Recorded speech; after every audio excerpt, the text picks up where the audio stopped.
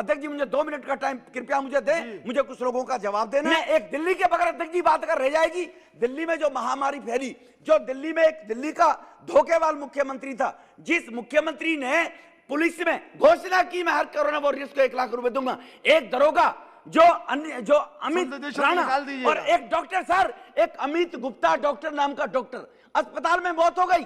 Tweet है sir, मेरे पास Twitter है उसका, इनके मंत्री का सत्येंद्र जैन का। इनकी गैरत कहां चली गई कि इनके पूरे घर का खर्चा दूंगा अमित गुप्ता का। आज वो डॉक्टर इलाज करते हुए मर गया, उसके बूढ़े बाप दादा की ठोकरें खा रहे हैं और उनके इलाज का पैसा तक नहीं दिया गया। वो 70 लाख रुपए के कर्ज में वो डॉक्टर घूम रहा है। इसलिए दिल्ली का इस मुख्यमंत्री ने, अध्यक्ष जी जब यहां पर उन्होंने झूठा आश्वासन दिया, मेरे पास 44,000 बेड हैं, मेरे पास सफिशिएंट मेडिकल फैसिलिटीज है, जब हाथ उठाए तो देश के गृह मंत्री ने क्या कहा? देश के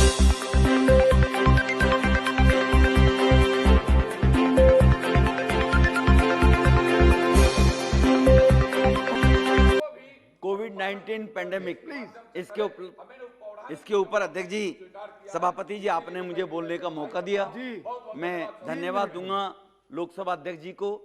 और बधाई के पात्र है भारत की सरकार, जिन्होंने खुले मन से 193 तहत ये पैंडेमिक की चर्चा करने के लिए कि इसमें अगर कोई कमी रह गई हो, चाहे वो क्रिटिसाइज के माध्यम से कोई विपक्ष का भी सदस्य हो, वो बात रख सके और देश को आगे बढ़ाने के लिए प्रधानमंत्री जी और इनिशिएटिव लेकर देश को आगे बढ़ा सके।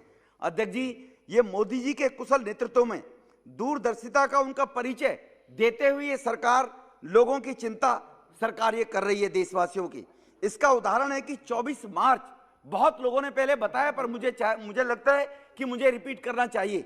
24 मार्च को 2020 में लॉकडाउन जब प्रधानमंत्री जी के द्वारा लगाया गया, तो ये देश के लोगों ने उसी दिन बता दिया था कि जब मोदी जी को लोगों ने सहर्ष स्वीकार करते हुए उसका पालन किया। अध्यक्ष जी 26 मार्च को 1.70 लाख करोड़ की लागत का राहत पैकेज देकर प्रधानमंत्री जी ने देशवासियों को बेफिक्र कर दिया था कि 125 करोड़ लोगों का उनके ऊपर भरोसा है। 80 करोड़ गरीब नागरिकों को मुफ्त में राशन देने का उसी पैकेज में 20 करोड़ महिला जनधन खाते के माध्यम से 500 रुपए प्रति माह 3 महीने तक 20 करोड़ महिलाओं को उनके खाते में देकर उनको निश्चिंत करने का काम किया इस कोविड के दौरान। अध्यक्ष जी, पूरी दुनिया में कोविड था, भारत में नहीं था, पूरी दुनिया में था।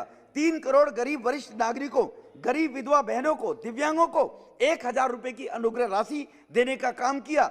72,500 नागरिकों को विदेश से वापस देश में लाने का काम किया। 3450 श्रमिक स्पेशल ट्रेनों से 52 लाख प्रवासी घर पहुंचे। अध्यक्ष जी, इस कोविड महामारी के दौरान क्रिटिसाइज करना विपक्ष का काम है, करिए, करते रहिए, लेकिन समय उनको देखना चाहिए था। कुशल प्रशासनिक नेतृत्व के कारण ही विश्व में सबसे कम मृत्यु दर हुई तो भारत में हुई केवल 2.87%। जो वर्ल्ड के पावर कहे जाने वाले विकसित देश थे, वहां पर क्या हाल था, यह भी विपक्ष के भाइयों को सोचना चाहिए।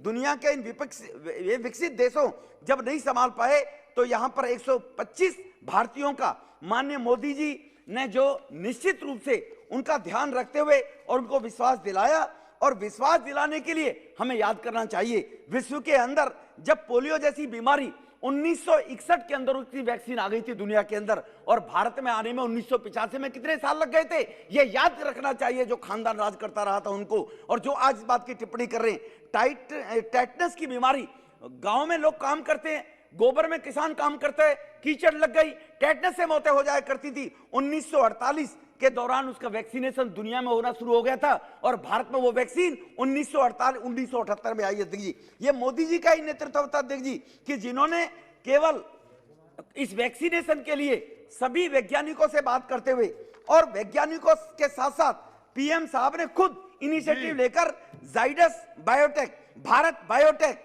सीरम इंस्टीट्यूट इंडिया, इनमें नवंबर में 2020 में रिव्यू करने खुद गए।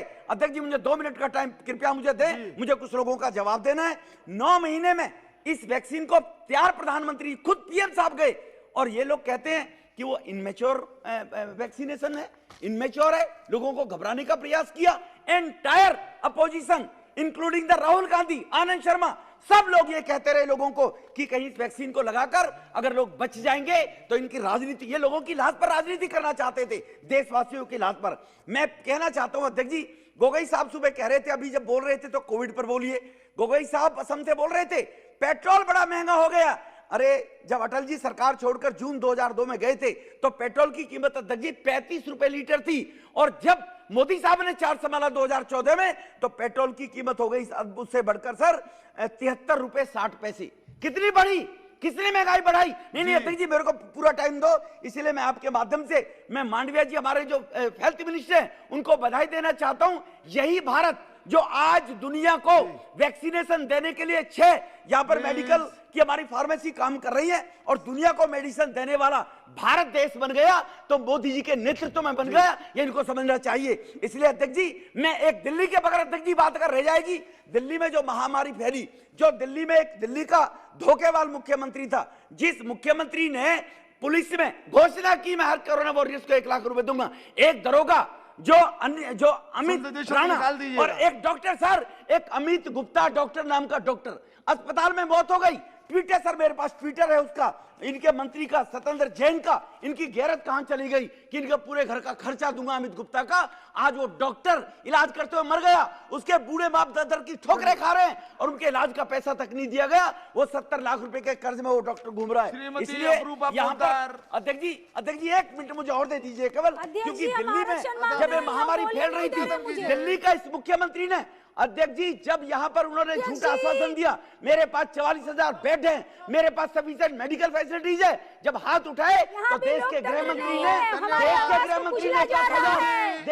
मंत्री ने 10,000 बेड का वो अगर आइसोलेशन सेंटर भारत दिल्ली में ना बनवाया होता तो दिल्ली की क्या हालत होती।